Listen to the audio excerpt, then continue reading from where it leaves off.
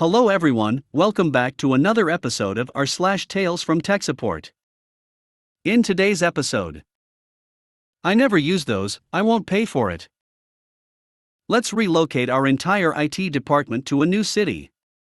Tech support will not be relocated. Before we get started, make sure to subscribe so you will never miss a video. So let's get started. I never use those, I won't pay for it. It worked for a small IT company providing website, email servers, and web software. The interlocutors: $me, your dearest. $boss, boss of client company. $mom, co-boss of client company and also $boss's mother. After few year of collaboration with $client, our accountant come to me saying that $client haven't paid the monthly fee for their website and mail server. Sometime clients forget to set up automatic transfer when they change bank, or their accountant went on vacation and forgot to tell someone to do it. So I call then to know what happened. $me, hi, it's $me from $IT, we haven't received your transfer from last month. Is there a problem? $mom, I don't know what are those fee. I won't pay for it. $me, these fees are for your website and your mail server. $mom, we don't use it. I don't want it. I won't pay for it. Click. Okay. You do not have to be this rude. So we send a registered letter with recorded delivery saying that if they do not pay until the end of next month, we will have to shut down all their service. After a month and a little bit, still no transfer, we shut off everything. Sure thing, 30 minutes later we receive a call from $boss. $boss, my email stopped working, you have to fix this please. $me, yes, we shutted your server because you haven't paid your monthly fees for the last 2 months. $boss, what? But $mom is in charge of all the suppliers, she should have paid you. $me, no, she told us that you did not need our services and did not want to pay for it. $boss, she is crazy. We take care of all our invoices and contracts by emails. Without them we may as well close the company. I will take care of paying you personally from now on. But please start the server back on. So we did, and 20 minutes later one of his employee was at our door with a check for last 2 months and the upcoming one. And from this point he always paid us in time. Let's relocate our entire IT department to a new city. Tech support will not be relocated. The company in question no longer exists, and you'll understand why, but nonetheless, I will respect the rules and not name them. This isn't a single tale, but a series of small tales about how one company badly screwed up their relocation. I had started a new job as a senior software engineer at an ISP after it had been bought by someone who liked to buy companies, kill the unprofitable parts, and immediately resell the rest at a premium since it looked profitable. I'm sitting in the office one day when there's an emergency all-hands meeting and someone stood up and gave a presentation about how they were shutting down our offices. We all had to move to a business park in a major city 3 hours away. All software developers would have their relocation costs covered, but anyone else had to pay their own way. If you didn't relocate, you didn't have a job. The man asked if there were any questions. The very first question was, "Who are you?" Seems it was our CEO. No one actually knew him, and he hadn't bothered to introduce himself. I immediately volunteered for the relocation committee, and in that committee, I gave a presentation about sociologist William White and a study he did. Virtually all corporate relocations involve a move to a location which is closer to the CEO's home than the old location. White discovered this principle after an extensive study of Fortune 500 companies that left New York City for the suburbs in the 1950s and 1960s.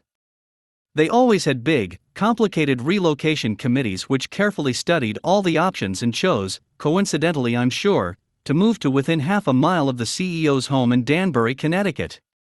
White also showed that these companies all tanked after the relocation. The reason are obvious. With a huge relocation, you lose a lot of staff with detailed business knowledge, and the new staff repeat mistakes the old staff knew not to do. The company relented and agreed they'd pay for relocation for the accounting team, but tech support? They're a dime a dozen. We'll replace anyone who doesn't move. Big mistake. We relocate and immediately it becomes clear there's a problem. The CEO stopped by and asked me what I thought about the business park, and I replied we're well outside the city. People who want to live in X can't easily commute here. People who don't want to live in X won't want to work in a soulless business park close to a city they hate. I realized this was a bad thing to say and apologized. The next day I came into work, and there was a very nice bottle of single malt whiskey sitting on my desk. It was a gift from the CEO for being honest. That aside, we started having issues because we had very few tech support people relocate, so we temporarily retained the call center in the former city. Now we had to find tech support. Sure enough, no one wanted to work at this business park. Eventually, we found someone who ran a cable TV support center. We were an ISP. He knew nothing about technology, but otherwise, he had a solid background. So he was hired and immediately found that he couldn't hire experienced tech support people to work in this business park. No problem. We'll hire anyone who has passion for something. They'll learn on the job. How do you identify if they have passion for something? All candidates were given colored pencils and told to draw something they were passionate about. Some candidates just walked out. Those who remained had no tech skills but drew pretty pictures. The inevitable support calls came in.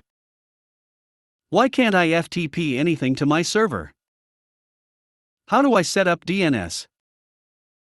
What's HTML? It was a disaster and things were going poorly.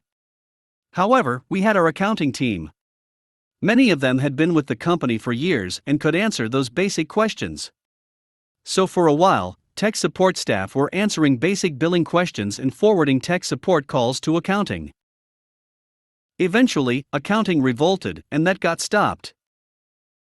But the calls didn't. The calls kept coming and coming and coming. A third-level support person who stayed with us came up with an idea. Most questions were simple. So he created a FAQ as an image. He emailed it to all tech support staff and told them to set this as their desktop background, and when calls came in, minimize their windows and look for a question matching what the customer was asking. None of the tech support staff knew how to set a background image, so he had to go around and do this for all of them, and show them how to minimize their windows. So far, so bad. Things are going poorly and tech support is flooded with angry customers, call wait times were increasing, and morale was in the toilet. And then it got better.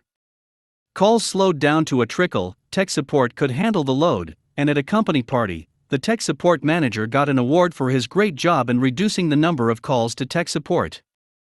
Seems he approved a software package for creating a tech support website where customers could find their own answers. Shortly afterwards he got fired for it. Apparently, this website required us to pay for every damned click.